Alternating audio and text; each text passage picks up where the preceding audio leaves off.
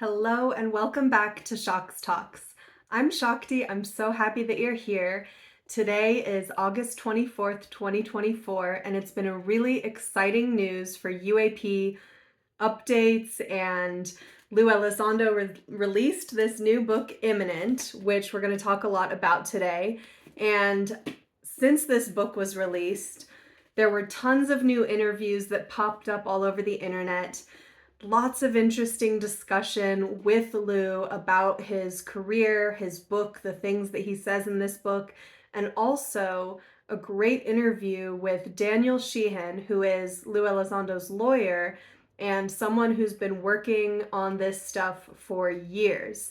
When I went to my first Contact in the Desert 2023, Daniel, or Danny Sheehan as a lot of people call him, was the very first lecture that I went to, and it was life-changing for me. It was so incredibly powerful to hear about all of this from this highly intelligent and completely professional man who is working within the system of law and has been connected to so many interesting people throughout time. So let's get into it. I have biographical information, I have pages and pages of notes and quotes and book pages that have been earmarked that I'm ready to dig into with you. So here we go. I also wanted to let you know that today I had my workshop with Joe McMoneagle, and that was through the Monroe Institute. It was just a short hour-long remote viewing workshop where he went over some pro tips for remote viewing.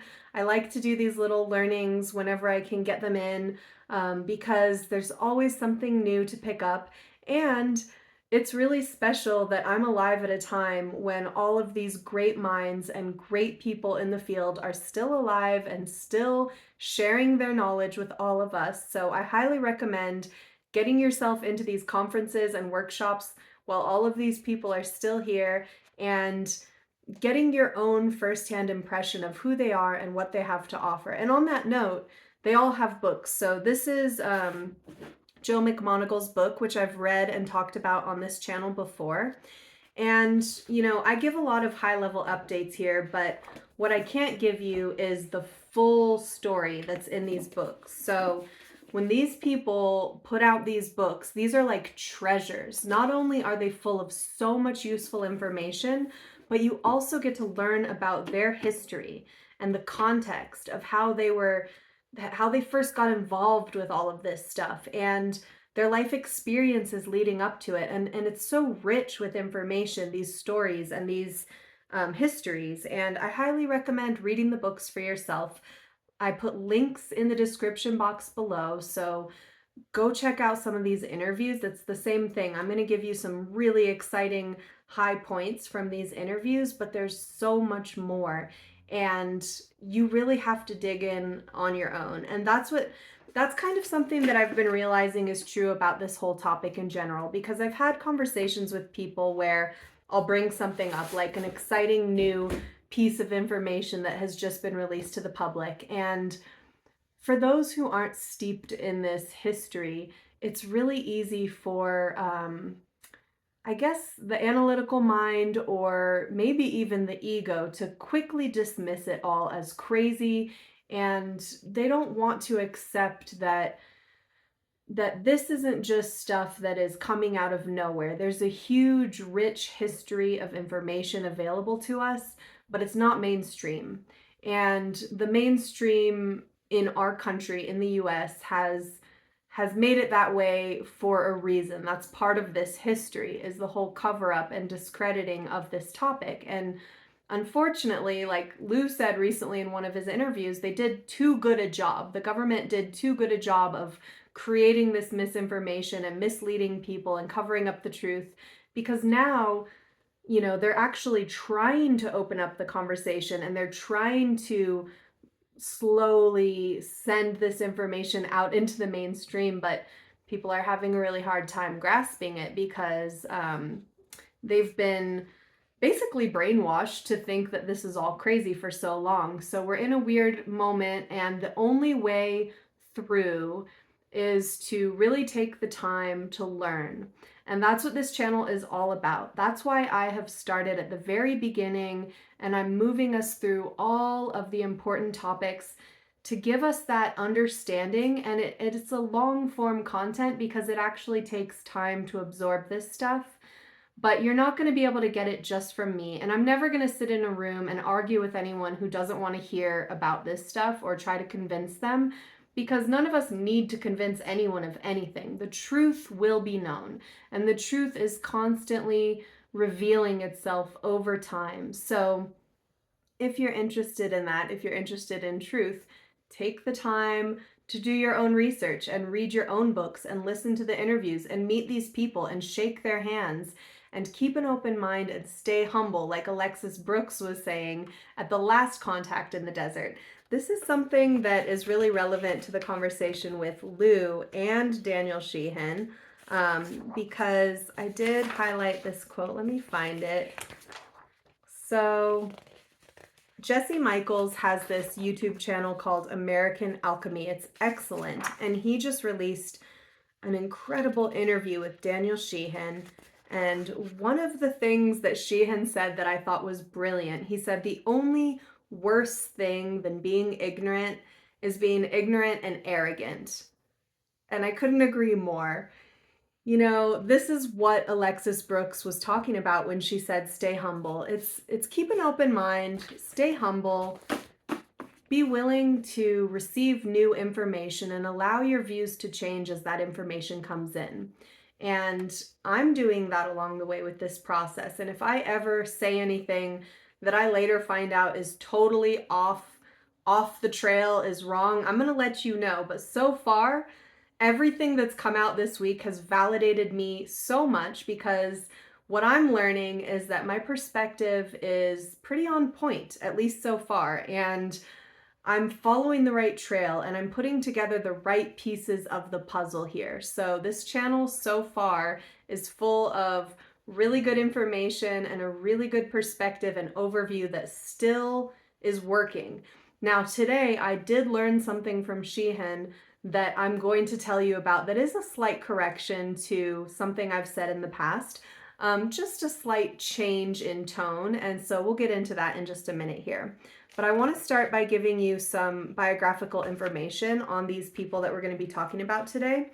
So let's start with Daniel Sheehan. So I've talked about Sheehan before on this channel. Sheehan is a prominent American lawyer, a public speaker, and a social activist known for his involvement in a series of high-profile cases that have had significant social and political impacts, and not just when it comes to UFO and UAP. So his career spans civil rights, environmental justice, and government accountability. And here's a summary of some of his accomplishments. The Pentagon Papers case of 1971, the Watergate scandal. He was an investigator and contributed to the eventual resignation of President Richard Nixon. Karen Silkwood case of 1979. Sheehan served as the chief attorney in the Karen Silkwood case, representing the family of the nuclear plant worker who died under suspicious circumstances. This case exposed unsafe practices in the nuclear industry. The Iran-Contra affair. He was instrumental in the legal work surrounding the Iran-Contra affair or scandal, which involved illegal U.S. government arms sales to Iran and funding of Nicaraguan rebels. He co-founded the Christic Institute, a public interest law firm. This institute took on major cases, including lawsuits related to government secrecy and misconduct, often challenging powerful institutions. Beyond legal cases, Sheehan has been vocal in environmental and social justice issues. He worked with indigenous communities and environmental groups on projects related to climate change and corporate accountability.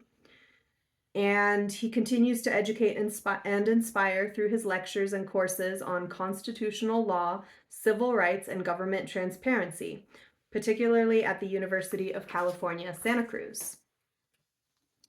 So his career is marked by his dedication to challenging government and corporate abuses, often at great personal risk and professional risk.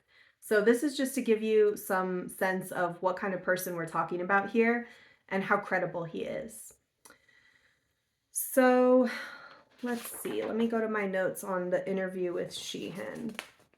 So in other Shocks Talks episodes, as you go back and listen to all of these, like I know you're going to do, in order because they're packed full of interesting and relevant information, you will come across me sharing stories that I learned from Daniel Sheehan when he spoke at Contact in the Desert.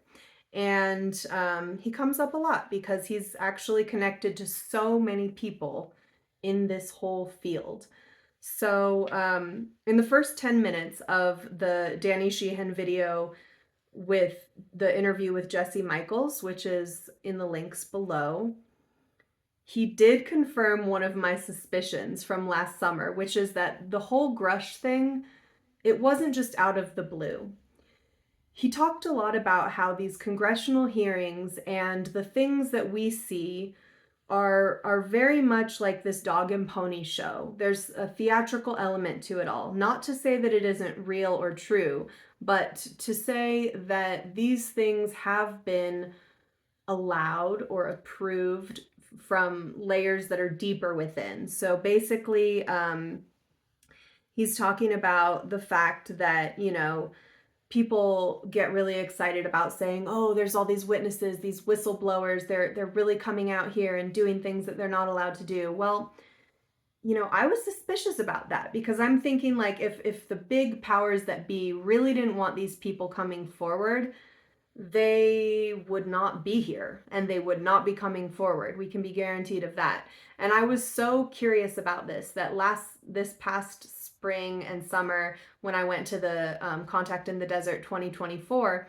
I had a chance to have a one-on-one conversation with the historian Richard Dolan, and I brought this up with him because he's a really smart guy and I wanted his take on it. And he said, oh, I get it. I get where you're coming from. Like, it's not a conspiracy. These people are legit. Grusch is legit, but at the same time, they're coming forward and there is some approvals happening. Like this is not totally out of the blue. So, he was helping me to realize that like it's not, Grusch isn't like a plant. This isn't like some weird scenario where this is misinformation. Grusch is giving us real information, but he's being allowed to give us that information. And this is what Daniel Sheehan confirmed in this interview. So I thought that was very interesting. And it validated me because, I sniffed it out. I was like, of course, these people have to be approved at some level. And so it feels like that all makes sense. That all checks out. And so that means that what's going on now with Lou Elizondo, who is a former Pentagon official, is something similar. Certain things were redacted from his book. He's not allowed to say everything, but he is saying a lot. And some people are making it possible and allowing for that to happen. So I guess this is what they would call drip disclosure. And at Contact in the Desert, the last time I went, there was a lot of talk of October being a big month for disclosure. And then people were saying recently, like, well, the elections are happening. We might not get a lot of information, but this week has been quite a moment and a lot is coming out. A lot of it is stuff we've already known, but it's being repackaged and redescribed by new people. And every time that happens, it does add more credibility to this topic and it brings it back into the mainstream conversation in a way that's really, really important. So it is quite an exciting time right now in October. Well, almost October. So let's see. Another interesting thing that I learned from this interview with Sheehan was about the Schumer Rounds Amendment. And this is that little correction that I was going to make to things that I said in the past. So I and so many others in the UFO community have all been under the impression that the Schumer Rounds Amendment that was introduced as an amendment to the National Defense Authorization Act was totally gutted and all of the powerful language was stripped out of it, and basically it fell apart, and they couldn't really get what they were originally asking for. And to some extent that is still kind of true, but Sheehan was helping us to understand that it's a lot more nuanced than that, of course, which isn't it always? It's so good to have these people breaking these things down for us. He said, although we didn't get everything we asked for, we did get a lot. And let me lay it out for you right now. This is really interesting. So things were diluted, but one of the most important aspects that did get passed was all 6 military services, that's the Army, Navy, Marine Corps, Air Force, Space Force, and Coast Guard, and all 18 U.S. intelligence agencies, that is, Office of the Director of National Intelligence, the CIA, the NSA, Defense Intelligence Agency, the National Geospatial Intelligence Agency, National Reconnaissance Office, Department of State, Department of Defense, Department of Justice, Federal Bureau of Investigation, FBI, Drug Enforcement Administration, Department of Homeland Security, Department of Treasury, Department of Energy, Army Intelligence, Air Force Intelligence, Navy Intelligence, Marine Corps Intelligence, Coast Guard Intelligence, and 32 U.S. Defense Department agencies. So all of these agencies were ordered by Congress and the president to take 300 days to gather all of the information they have about the UFO phenomena and non-human intelligence that is understood to be responsible for the phenomena. So anything they have about this phenomena, the UAP, UFO stuff, and any information they have about the intelligence behind the craft, they have been ordered to put all of these pieces of information into digital files that are indexed so they're searchable, and have all of it ready by October 20th, 2024. So this is like another big thing happening in October. And all of that is to be turned over immediately to the National Archives. So originally, the language said immediately. That meant on October 20th, they were going to have to hand it all over. And the only minor change that occurred to that part of the amendment was that it doesn't have to be immediate, but it has to be as soon as possible because, there's a lot to gather. So they had 300 days and now they have a little bit of time beyond that if they need it. But what's interesting is all of this stuff will become available to the House and the Senate. So we're not all going to have access to all of this information. The thing that got taken out, the thing that did not pass, was there was supposed to be the creation of an independent panel, an independent board of review that gets to look through all this information and decide what gets to be public. So that was the really exciting part. And there were other parts like, hand over everything you've got in terms of like physical objects and stuff. I don't think any of that is going through, but they are reintroducing the Schumer Rounds Amendment. So we'll see, we might get a little more back. But basically right now,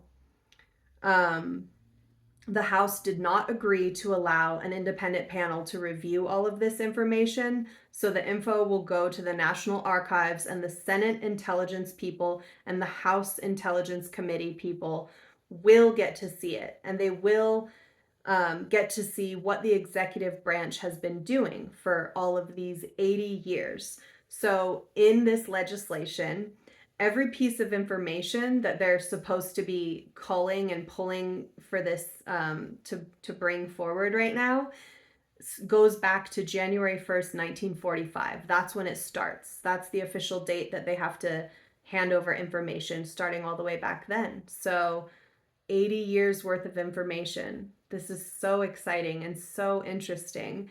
And that means every study, every report, and everything they have.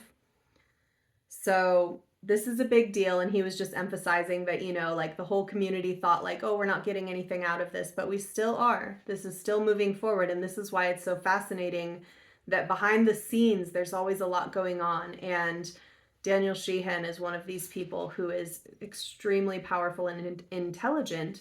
As a lawyer, he's smart, he knows how to work within the law, and he's helping to make all these things happen.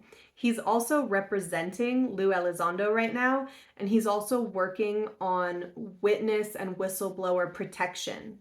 So that's a big part of what's going on right now, and that's what's allowing more people to be able to come forward in a way where they feel safe. He's helping with all of that. So Daniel Sheehan is a really great person to start learning about if you're interested in any of this. And if you are, I've linked his New Paradigm Institute website below. Get on his newsletter because he's sending out updates like every week.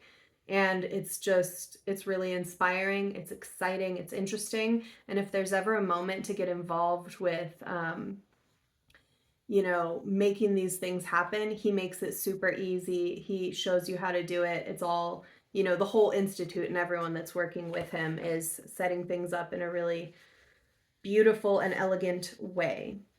So one interesting thing from this conversation also came up around Mike Turner, who represents Ohio, and Jesse Michels was kind of helping to pull out this little piece of the puzzle around how Mike Turner was someone who kind of blocked a lot of this stuff from moving forward, and he happens to be funded by a lot of the big companies that are maybe, possibly, allegedly holding some of this tech and these pieces of information around what they've been able to glean from this advanced tech. And basically the kind of the thing that's going on behind all of this is that these companies, they're okay with this information coming forward because they want to release these technologies at some point, but they want to retain their IP. They basically want the US government to pay them for this technology. And so this all relates to like the war machine, and what they want to get out of these things in order to be the dominant power.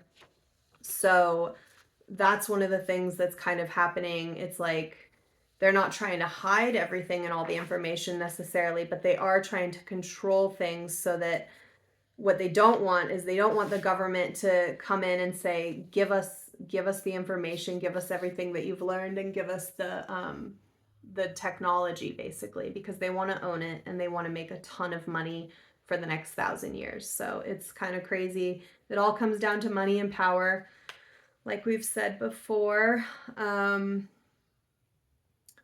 But another thing from this interview, Sheehan was saying the world is about to be made aware of the fact that there is a huge civilization beyond us, outside of us, and this is known because people have had direct face-to-face communication with them. People have had telepathic communication with them. So he goes into some interesting stories. He talks about John Mack, who we've talked about on this channel before. He's a famous head of the Harvard psychiatry program, and he did a bunch of research on alien abductions and abductees. And he talks about like the S4 area outside of Area 51, where certain people claim to have actually gone to underground bases where they met alien beings in physical form and had telepathic communications with them. So one of these people who he talked about was this man, Albert Stein. And on his deathbed, Albert Stein called Sheehan and said, I need to talk to you. Come see me. Hold on, I'm going to take a sip of my water here.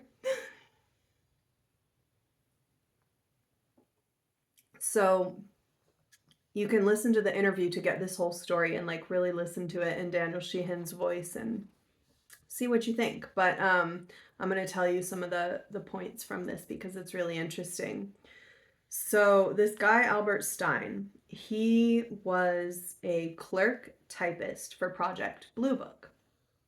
And, we all know that Project Blue Book, there was a layer of bullshit, basically, but underneath all of that, there were 700 actual sightings that were impossible to discount.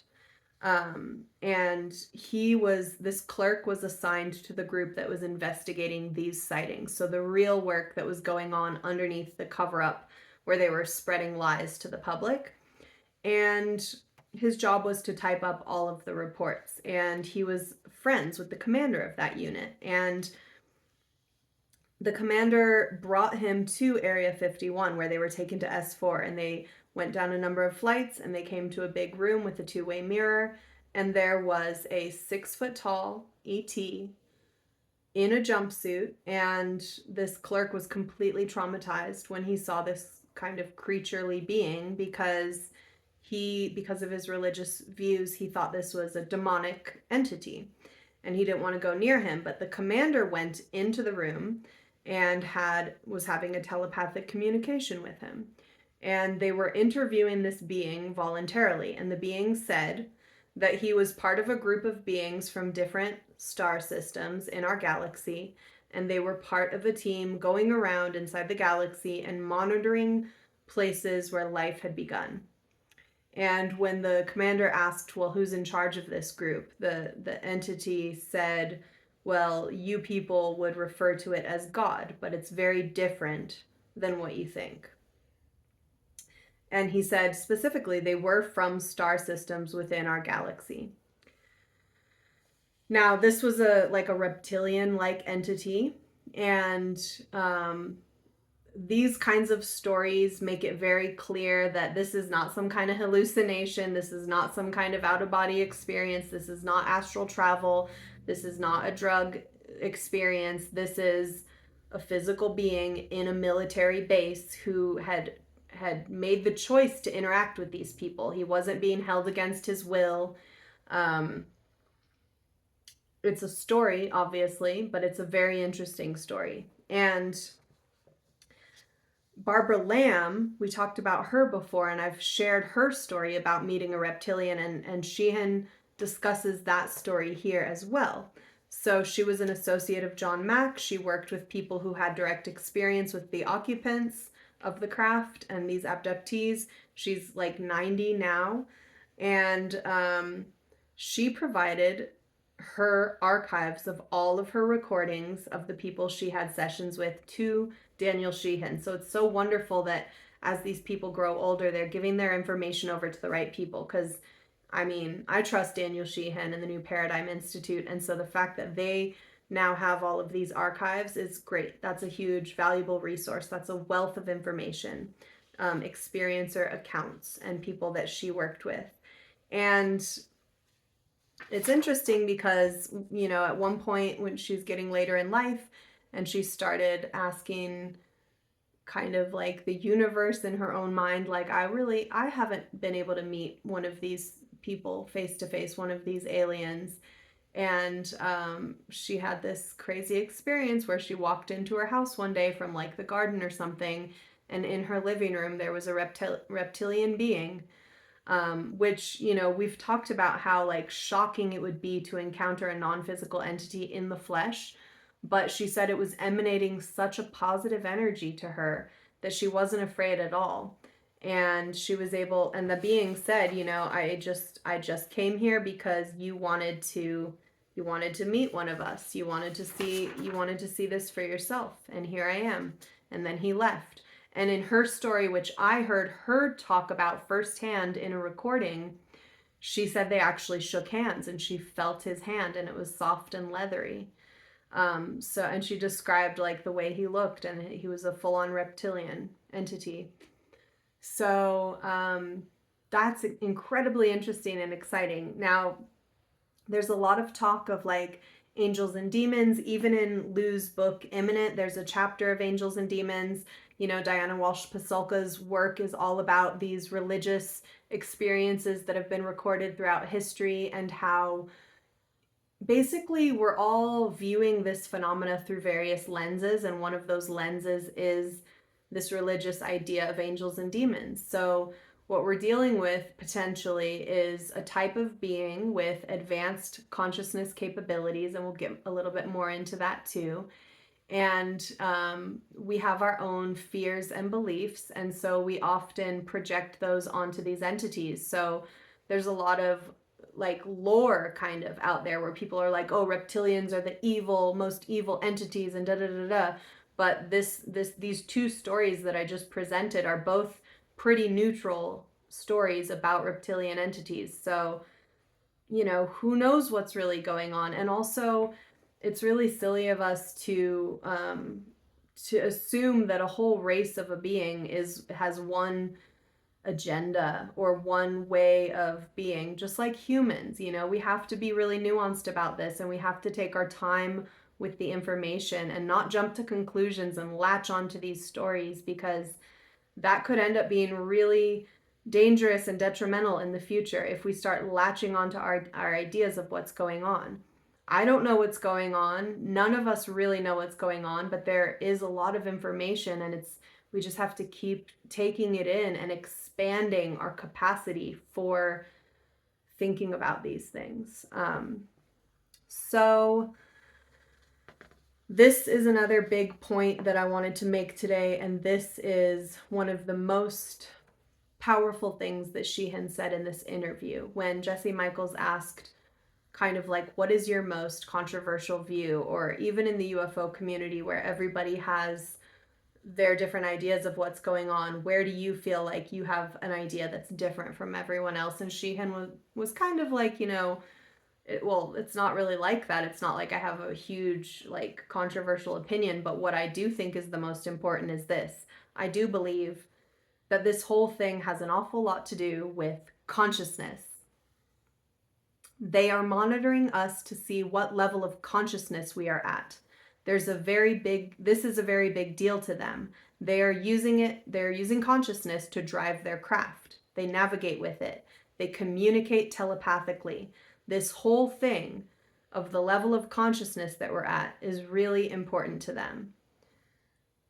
And he talks about remote viewing, and he talks about the branches of the government that are continuing to do remote viewing studies. And he says, like, yeah, this stuff did not stop. It is very sophisticated. It is very powerful stuff, and it is definitely ongoing. And like I said, I went to a remote viewing workshop this morning with remote viewer 001, Joseph McMoneagle. And I'm going to share some of the tips that he shared with us today with you towards the end of this episode. But Sheehan has been given files over time because he's had all these different, he doesn't have clearances. He's not in the intelligence community, but he's been given access to files every time he was a lawyer for someone important. And interestingly, one of the people who he ended up representing at one point in time was L. Ron Hubbard of the Church of Scientology. And even I have my bad habits of laughing about the Church of Scientology, and we all have a lot of ideas about it, and that's fine. It is what it is. But interestingly, I just learned that Hal Puthoff, Pat Price, and Ingo Swann were all Scientologists. And Ingo Swann is a very famous natural psychic and remote viewer. And his loyalty was with the Scientology community. So even though he worked for the government and did a lot of trainings and secret programs and all that, he also was kind of a spy. He was reporting back to the Scientology headquarters. And when Sheehan was given access to the Scientology files, because when he was going to represent L. Ron Hubbard, he said, I'll do it if you give me access to all your files, because he knew that they had a bunch of interesting stuff and he wanted to look at it. So he asked to look at some of the stuff that they had. And through that process, he was able to find out, like, kind of the most exciting discoveries that were happening within the Naval Intelligence Office remote viewing program. And he was viewing files on Ingo Swann and Pat Price. And one of the most interesting things he found out was just like how good Pat Price really was. And the example that he gave was like a remote viewing session where Pat Price was given a target, but they just took it down to such a granular level. He walked into a building in his, kind of remote viewing session.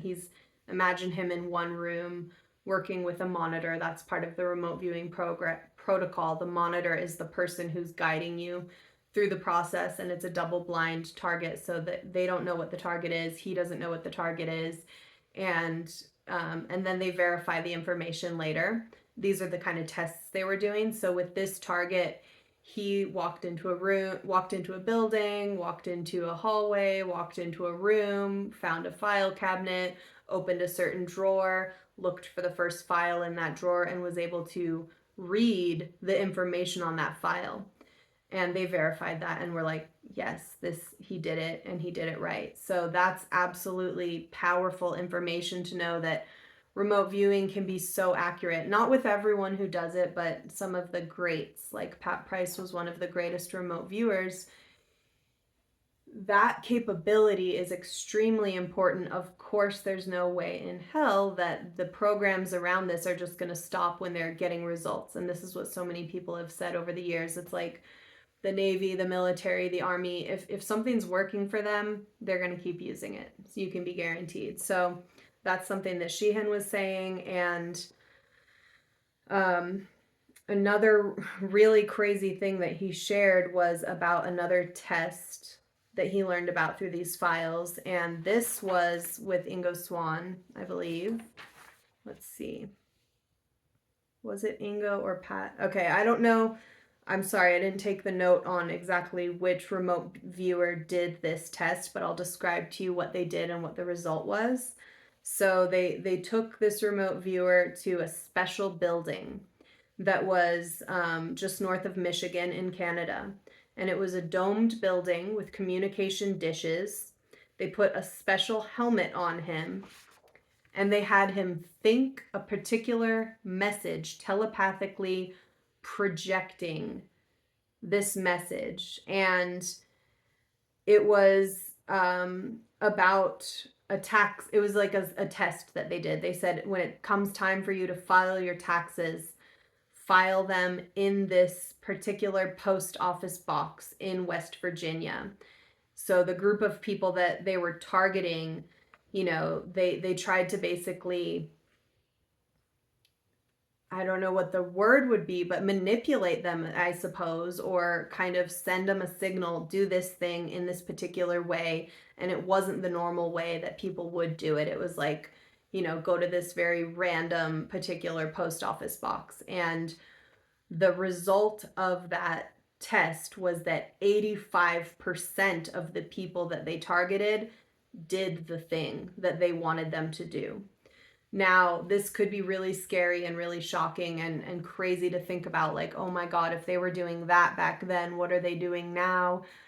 But we already live in a world that we know is not even hiding the fact that it's trying to manipulate us all the time with marketing and social media. And we've seen the results of these things. But to imagine that there's an added psychic layer is pretty shocking and also very interesting. And the powerful part of all of this is just the reality that, like, you are just as, if not more powerful than any of these things. Never forget it. And this is something that a point that all of these people have been making over time. Even Joe McMoneagle today in the remote viewing workshop that I attended was talking about how by practicing these protocols, the greatest thing that happens is your whole philosophy changes. You start to get a better understanding that you are more than just your body. And this is what all of these ancient spiritual teachings have been telling us all along. And even I've mentioned the Yoga Sutras of Patanjali, and I said we'll talk about it more, and we will. Daniel Sheehan even talked about siddhis in this interview, which are the kind of powers that can be gained, a function of consciousness. And our human consciousness is capable of these things. And we talk a lot about religious figures and how what these people represent are kind of mutations or anomalies, but they are figures who appear at a moment in time, like the Buddha or the Jesus. And let's just say the Jesus really was performing all of these miracles, walking on water, transmutation of like energies and objects, like maybe telepathic abilities, or just like heightened abilities of all different kinds. And a lot of religious figures or even gurus seem to possess these powers. And then what happens is we build up a religion around it. But unfortunately, the thing that we say when we do that is that this person is special and we are not special. And that's what religion ends up being. This is a point that Sheehan made in this interview. And the real message that we should all be hopefully gleaning from these powerful beings that emerge throughout history is that we are all capable of these things. And actually, it's more natural for us to be telepathic. Lou Elizondo talks about how back in time, people were naturally more telepathic in like hunter and gatherer times because they they had to be, and they didn't have language. And so all of these things are innate, and they're all things that are possible for us. These people are kind of special in the context of the time that they came up in. But all of us can do these things. And that's why I'm practicing meditation and out of body practice and learning about remote viewing and learning about my intuition and consciousness, because I think it's really important for every human in reality to develop these skills as we enter this new paradigm that we're all moving towards, which is, what the UAP and UFO issue is bringing forward. We are at a time in history when consciousness really is going through a massive shift, and it is very highly likely that we will see more of these psychic abilities in more of our people as time goes on. And this is part of us entering into this greater civilization that all of these so-called ETs are already a part of. They're already operating in these ways. And a lot of the reverse engineering programs, and like when they find these craft, they've been totally stumped because they can't operate them because they don't work the same way that we traditionally think of our tech working. They're consciousness based, a lot of them. And so consciousness is navigating, and consciousness is operating the vehicle. And consciousness, the function of consciousness that is telepathy, is allowing these beings to speak to humans around the world in whatever language they speak. And that's really exciting to me. And so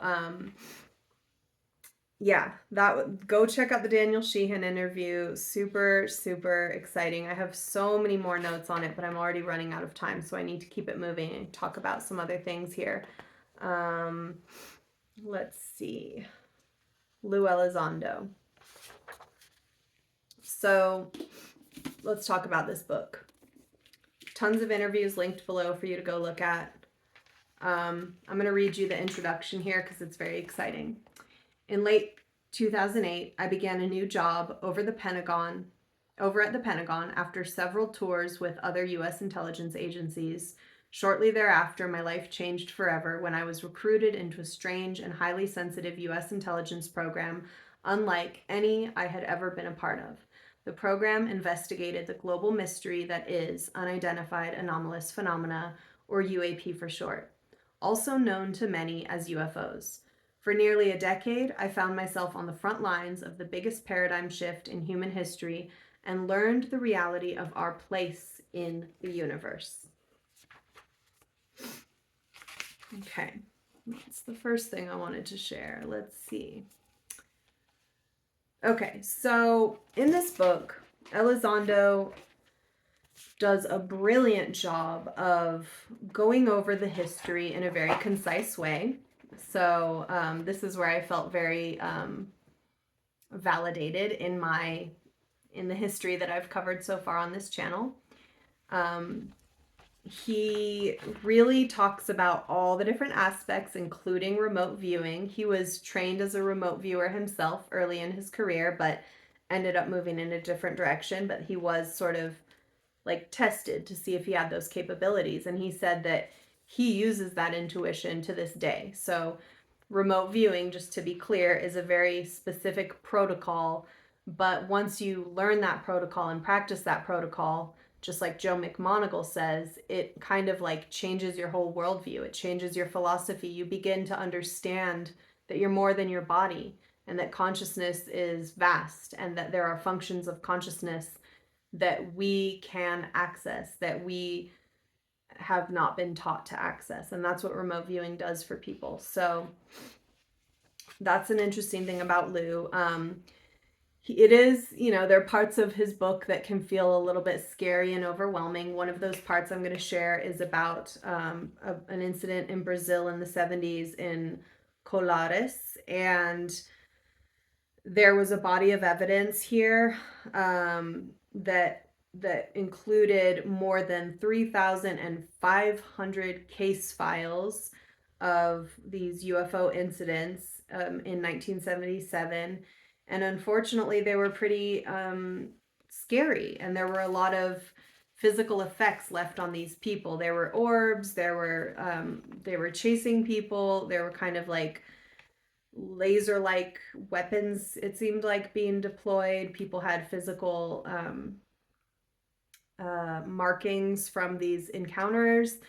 They were calling these things the chupa chupa, which is kind of like it was sucking, because similar to cattle mutilations, they would find these little pinprick holes and that blood was being extracted from them. So this was not like a cute and fun and happy situation. So it does show that, like, not all of these encounters are neutral to positive. You know, there are some that are pretty horrific, and thousands of people remained traumatized by these encounters. So there's a lot of different things going on. I'll read you something from the book here. 14 people remained in a catatonic state for short periods following an encounter. 54 suffered temporary paralysis in some part of their body. 36 people claimed chronic illnesses plagued them for years after. Of that group, 10 people died. And that struck me. These people were dead, ostensibly from a UAP. In some cases, witnesses managed to catch a glimpse of their attackers. Descriptions of the occupants of these otherworldly vehicles broke down into two types: beings that appeared to be pale, tall, adult humanoids, and beings with disproportionately large heads and frail bodies about 3 or 4 feet tall. As I would later learn, those two descriptions, the so-called Nordics and Greys, fit the profile of alleged aliens from countless close encounters all over the world. If this was some form of mass hysteria, then it had been affecting the entire globe for decades. Thousands of people in the region remained traumatized by their encounters. So, yeah, it's, you know, that stuff is pretty intense, but this is why people are saying, you know, we do have to be serious about this. We don't know what's going on. Lou Elizondo makes the point that a lot of people say, like, well, they haven't attacked us yet, or they haven't done anything super harmful. And it's like, well, we just don't know. We don't know what the intentions are. So there are a lot of, obviously, a lot of encounters happen around nuclear bases, and weapons have been shut off, but they've also been turned on. So there's a very huge history of strange things going on. Mostly it does appear that these things are testing our capabilities and our responses. And Lou Elizondo makes the point that they haven't stopped us from doing a lot of horrific things. They've been around for a long time, and we've still advanced when it comes to our weapons, and we've still, you know, done horrific things in our own human history, and they haven't, like, stopped us. So they're not obviously benevolent, but they're not obviously evil. We need more information. We don't know what's going on, but we can't just stick our head in the sand and pretend that this doesn't exist and that it's not real. This is real, and this is the point that he's making again and again, especially on all these interviews. I love how he keeps saying that. He's like, I know it sounds crazy, but what I'm telling you is that this is real. In his book, he does mention Joe McMoneagle, former government psychic Joe McMoneagle, who has authored a fine book on the subject, once attended a meeting in which he received two conflicting opinions of his gift. A senator snarled at him, "You, sir, are doing the work of the devil, and you will burn in the fires of hell." As McMoneagle stepped into the hall, he was approached by another lawmaker who embraced him warmly and whispered in his ear, "You are doing God's work, son." While Stargate lost its funding, the truth is the government and military never stopped using a tool that works. Why would they? Our adversaries don't. Programs just move and change names. Only close friends of mine like John Robert knew my past work history. In fact, I taught John how to remote view, and he's extremely good at it. I could write an entire book on remote viewing, but the point is that I was stunned to learn that I could perform this work and that it's unofficially contributed to my military assignments. So anyone can learn remote viewing, anyone can learn potentially telepathy. And you don't even have to know how to be telepathic for a telepathic being to communicate to you, because that's what all of these abductees are reporting. So something's going on here where we humans, we need to expand our understanding of the nature of reality and consciousness like today. So let's get with the program, people. This is important. So let's talk about another chapter here. So Lou Elizondo goes over a lot of the major events throughout history. And he makes the point that in many cases, so lone witness cases are abundant in UAP history, but many sightings can be corroborated, as Zamora's case was by other witnesses. And Zamora is the Socorro, New Mexico case, I believe. Let me double check that. Lonnie Zamora. Yes, Socorro, New Mexico, an hour south of Albuquerque. In April 1964, Zamora chased a speeding car through the desert. Around dusk, he spotted what looked initially like a car wreck at a nearby arroyo or ravine. He stopped his vehicle, radioed his location in, and advised the radio operator back at the station that he would investigate the object. He drove closer and stepped out of his police car. From his new vantage point above the arroyo, what had looked like an overturned vehicle now resembled a large egg or tic-tac shaped object with a metallic white surface, spindly white landing gear, and some cryptic writing on its side. Now, this cryptic writing, or kind of like a hieroglyphic style symbolic looking writing, appears on many different types of UFOs that have been seen and photographed. Daniel Sheehan has a story about this. I've heard other stories about it. Lou Elizondo talks about it in this book. So that's just an interesting detail. There are so many different types of craft. We're not sure if they all relate to like different groups of beings, or if there's a if there's like one group that has lots of different craft, or what, we just don't know. But it does seem to be that there are many different types of extraterrestrial beings visiting or inhabiting the earth, and the oceans are a big part of that, which we've talked about before, and we will talk a lot more about that. And that comes up, Lou Elizondo talks about that too. Fascinating stuff going on in the oceans. So we have March 1952, two fiery discs zigzagged low over uranium mines in the Belgian Congo. We're talking about like these group sightings and witnesses who are trained observers, military or law enforcement professionals trained to collect facts and draw conclusions based on analysis and empirical data. And a lot of them are not even allowed to, like, they're drug tested. These are very sober-minded people who are specifically trained to be doing this kind of identification. So that's why these types of accounts are extremely important and credible, not to discount the other ones, but just to say that, like, these are trained witnesses. They're not just regular civilian witnesses. And he talks about 1952, July 1952, Harry S. Truman was president. Multiple UAP resembling lights penetrated downtown DC and buzzed the White House and the capital city over 2 consecutive weekends. Hundreds of eyewitnesses and many local newspapers put the story on their cover. October 1954, fans at a soccer game in Florence, Italy spied a smooth white cigar or egg-shaped vehicle over the stadium. Same deal. No obvious wings. The game stopped while onlookers watched as the object shot around the sky. Are we supposed to believe 10,000 rabid Italian soccer fans hallucinated the whole episode?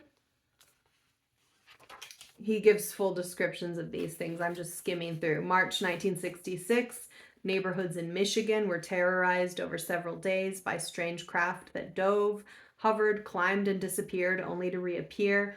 One of those objects briefly landed in a nearby swamp. When a farmer and his son went to investigate, they observed a pyramidal object that was wingless, jetless, propellerless. How could it fly? He talks about March in 1967, September 1971, United Kingdom 1980, Ukraine 1982, summer 1981, March 1988.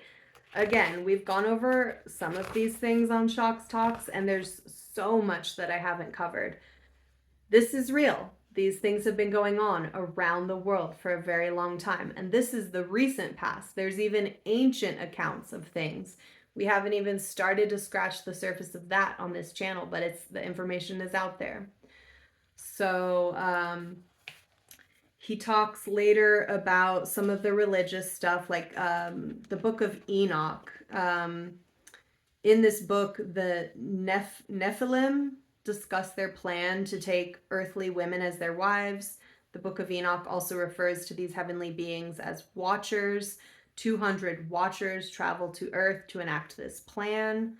Nephilim, watchers, angels, aliens. He's kind of just saying, like, what's up with these ancient religious stories? You know, let's dig into Diana Walsh Pasulka's work to help us understand that, because that's her whole thing, is like examining the commonalities between these ancient accounts of angelic sightings or demonic sightings and current day UFO abduction stories and accounts. There's a huge correlation in terms of the patterns and the information that appear in both of these accounts, ancient and modern. In Western Australia, there are 4,000-year-old Aboriginal rock paintings that depict the Wangina, I'm sorry, I don't know how to pronounce that, spirit beings with big white heads, large eyes, and little or no mouths. In Peru, there is a strange 1,300-year-old image of a Mayan king ensconced in a wall that looks like a spaceship. In Cherokee folklore, there is a myth about how glowing people descended to Earth, stayed a short time among the Cherokee, then ascended to become the stars in the sky. These stories are separated by centuries and continents, yet are undeniably similar. So, let's see. He also says this line of thought raises an interesting point about human psychology. When we are confronted with the unknown, humans invariably look to religion to explain the unexplainable. As a species, we have a hard time accepting things that we don't understand as real. Yeah, we do. There's a chapter on orbs. There's a chapter on the Tic Tac. Let's see. I got up to chapter 17, a chapter called Angels and Demons. That's chapter 8. I haven't finished the book yet, but I will do that this weekend. And I will also listen to the new Ross Coulthart interview, which I'm super excited about, probably right after I finish recording this, with Lou Elizondo. Okay, here's something wild that he talks about in this book. He talks about an implant. So it had been removed from a U.S. military service member who had encountered a UAP. So someone who had encountered a UAP had an implant. The material, no longer or wider than a joint of one of your fingers, looked more like a microchip encapsulated by a slimy, semi-translucent casing of tissue. It looked very similar to mother of pearl. Under a microscope, it was still moving somehow. The doctor hypothesized that it had its own metabolism. OSAP and ATIP had also obtained photographs of these sorts of tiny objects from living foreign military pilots. Some of the specimens that have been removed from individuals were allegedly sent to various medical institutions, such as the Centers for Disease Control and Prevention and the Food and Drug Administration, the National Institutes of Health, and U.S. Army Research Facility at Fort Detrick in Maryland, where some of the most deadly viruses are under lock and key and the watchful eye of armed guards. Although I asked often, Will never commented to me about any involvement he may have had regarding alleged implants, but it didn't stop me from asking whenever I could. So, he talks about these things on the interviews, and one thing he said is that when the doctors were trying to remove one of these implants, it was evading them. Like in the patient's body, the implant was intelligent and it was evading the doctor's instruments. Fascinating. Okay. I'm gonna wrap this up here soon. He talks about the research, Garry Nolan's research, and MRIs on different patients, studying like the things that are going on in their brains, like psychic people or abductees or experiencers or remote viewers, and this hyper developed caudiputamen. It's like a part of the brain that was hyper developed, and he talks a lot about that. Garry Nolan is part of one of the co-founders of the Soul Foundation. We've talked about him on this channel as well. You can look up Garry Nolan and the Soul Foundation. They had a conference last year for the first time, bringing together all of the super credible intellectual minds who are very serious about getting to the bottom of this thing. Talks about biological remains, talks about the observables of UAP, and on and on. So that's a little bit about Lou Elizondo's book. Again, this is an excellent book. Lou Elizondo is really interesting and really smart. I kind of had no idea. I've heard his name for a while, but I haven't had this much insight into who he is or what he's really been doing. And I'm really impressed. And I really like him. So this is, go check out his interviews. He did do an interview on the Joe Rogan podcast, and I know a lot of people have their different feelings about Joe Rogan and really don't like him, but we really have to learn to not write someone off just because they have certain beliefs that we don't agree with. I think we need to be open-minded and recognize that we're all very different and we all have a right to be different from each other. And just because someone has a differing opinion or belief on one topic doesn't mean they don't have something interesting to say about another. And what I will say about Joe Rogan is he has some really great guests on his show, and especially when it comes to this topic, and he has a huge audience. So he is doing a lot for this topic, and he asks good questions. He has a really smart understanding of history. He really listens to people and lets them get into some really interesting deep layers of what they need to say and what they've researched. So you don't have to listen to every single one of his opinions or every single one of his episodes. To just go and listen to some of the interviews that he has with really smart people. Diana Walsh-Pasulka's been on there. I think Garry Nolan's even been on there. But Lou Elizondo had a great interview with him this week. And Lou said something really funny on that episode. He said something about how he said, I'm about as attractive as a cement truck. And he was kind of just making fun of himself. But, in this down-to-earth way, it's like he is this military guy. And that's another thing. A lot of intellectuals have these really negative impressions of people that are in the military or have a military career. And again, these people, you got to know more about them. They come from really interesting backgrounds. Lou's dad was a Cuban revolutionist, and he was training him to do these, to shoot weapons and fly planes from a really young age. So this is just what this guy came up in. And some of these people come from like alcoholic families or had a really rough time in school, and so they get thrown into the junior ROTC or whatever. It's just, it's so unfortunate when we snap to judgments about these people and discredit them because they're different. They're different than you or me. All of these people have something valuable to offer, and they're all working really hard in ways that you might not even be able to understand because you just come from a totally different context of reality. So I like to keep an open mind, and I'm constantly surprised at what I learn about all of these different people, and I have a lot of respect for all of them. And anyone who's fighting the good fight, as Richard Dolan says, anyone who's helping to bring this important information to the public, and also potentially to help keep the people of the world, not even just the United States, safe and alive and thriving and integrating with this new reality in a meaningful way. This is what Daniel Sheehan's work is all about. It's a shift, it's a big paradigm shift that's coming. So today, in this remote viewing workshop that I had with Joseph McMoneagle, he shared a couple of his pro tips for remote viewing, and I'm going to share them with you.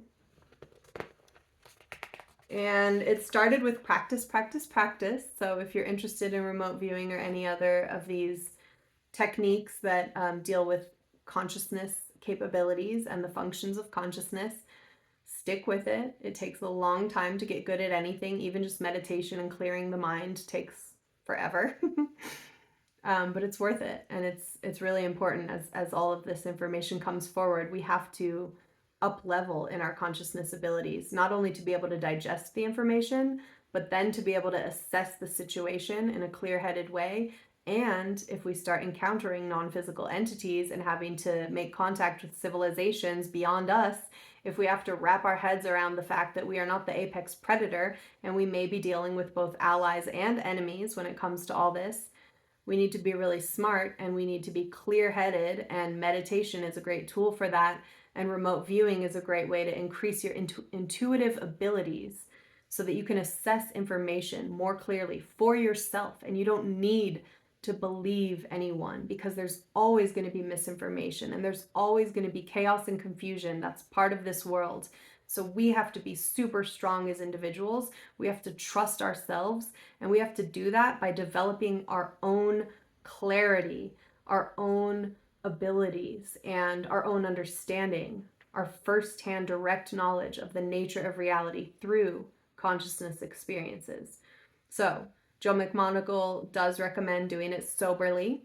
He does recommend practicing all the time. He recommends that the protocol is what it's all about when it comes to remote viewing specifically. So you can't do it alone. You need someone else, because you need a monitor and a viewer. This is something that I thought was really interesting. So he said, always trust the system. The system is the protocol. And don't ever drift, because if you follow the protocol, this is what is going to change your actual perspective. It's like our minds are so stuck in the ways that we think things are. But when you start doing this over and over and over again, it really shifts the way you understand reality. It's that firsthand direct knowledge of consciousness. So stick with the protocol and try to learn to do remote viewing with your eyes open. This is what was so surprising and interesting to me. He said remote viewing is like an altered state, but it's a lot like daydreaming. So when you close your eyes, you might go into a visionary state, which is interesting and meaningful. And he says all of that stuff, journeying and visions, and even, people that go out into the desert and do these ceremonies or whatever, it's all valid. Those are for the personal understanding and experience. Those things can't necessarily be applied to anyone else or anything else. Those are for you. And he said he's even done stuff like that, and that's, his own personal stuff. But remote viewing is about doing something where you have evidence to give you that feedback of yes, you had accurate information about the target. So when you do it with your eyes open, you're in a daydream state. And this is kind of the state we're in when we just receive intuitive information too. It's not like you close your eyes and see, oh, there's going to be a car crash on this one road. I better not take that route today. I better go the other way. You actually just have this feeling, oh, I'm going to take a different route today. I don't know why, but I'm going to do it. And that feels right to me, and I'm going to follow through with that. And then later you get the information, oh shit, something happened on that. It's so great that I didn't go down that road today. That's the intuitive side. That's not remote viewing. That's intuition.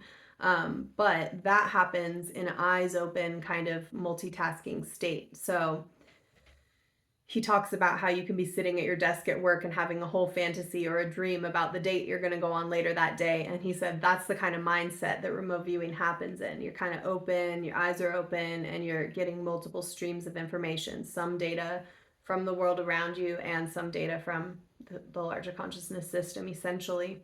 And he said one thing you could do is take a snow white piece of paper. That's what he said, and put a dot on it and just stare at that dot so that like your eyes are open, but like the peripheral information is just starting to like fade away. And that's a really good place to be when you do this practice. And he also said, you know, in the remote viewing protocols, you sketch things and you make markings and you write things down. He said, always readdress the target. So after you write something down, re-engage, connect with the target, because a lot of times you can kind of drift, and some people call it the signal line.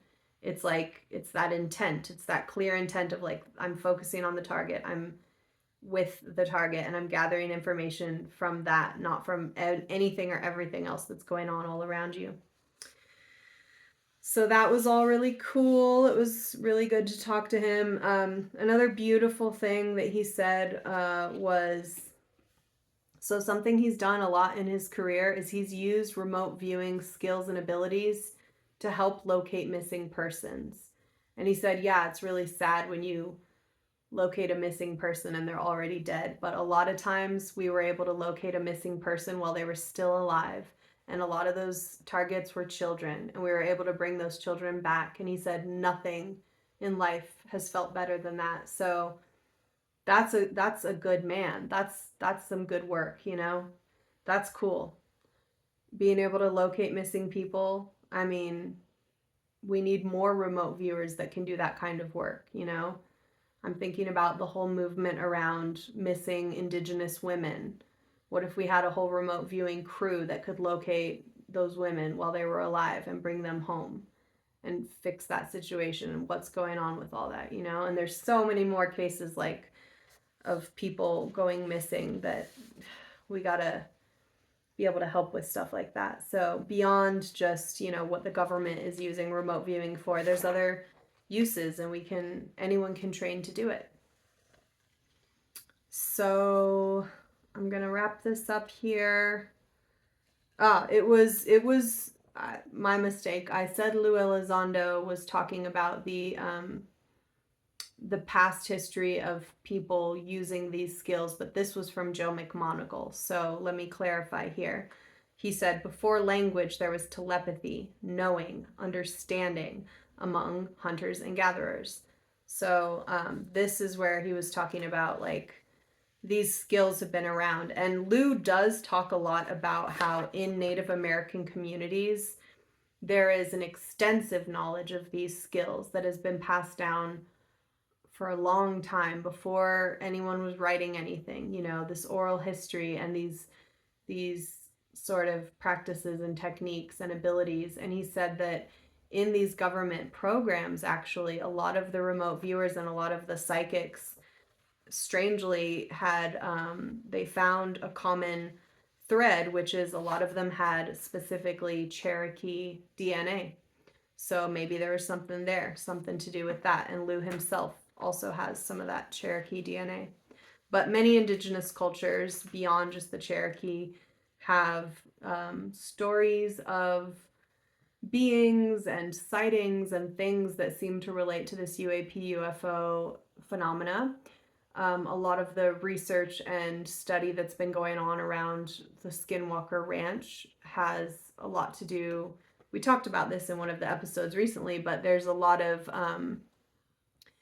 Native American people there, indigenous people who have participated in these psychic studies, and they tend to be the most powerful psychics in a way, or they're having the most sightings. Or again, this all goes back to Garry Nolan's work, and that there are differences in our brains. And so we're starting to try to understand, how do these differences occur? Why do they occur? Sometimes it's linked to a cultural heritage, and other times it's linked to an experience. Other times it's linked to a training, and then your brain changes.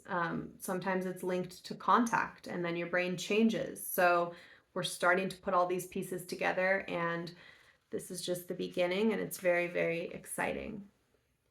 So I think this has been one of the most interesting episodes that I've done in a long time, if I don't say so myself. This week has been so thrilling, and so much is coming forward, and I feel open-minded, like I always do, and open to new information, but it is becoming clear as more information comes out that this this stuff is happening in reality, and whatever it is that we call real, like this physical book is real, me pinching myself is real, this soda that I'm drinking is real. This is real reality, and in real reality, this phenomena is coming in and appearing and interacting with us in a physical way. And at the same time, consciousness and the reality, the nature of reality is bigger and more exciting even than we've been taught, and more exciting than how our current scientific understanding has led us to believe. So let's just stick with it. Let's keep learning more, and please get in the comments and share your thoughts with me. Please subscribe to the channel if you haven't, and please check out all the interviews that I linked below, and read any of these books that feel exciting or interesting to you, because there's so much more that you can gain from actually reading these books yourself than I could ever give you in these episodes. I'm just showing you which way to go and look and do your own research. So thanks again for checking out Shock's Talks, and I'll see you next time.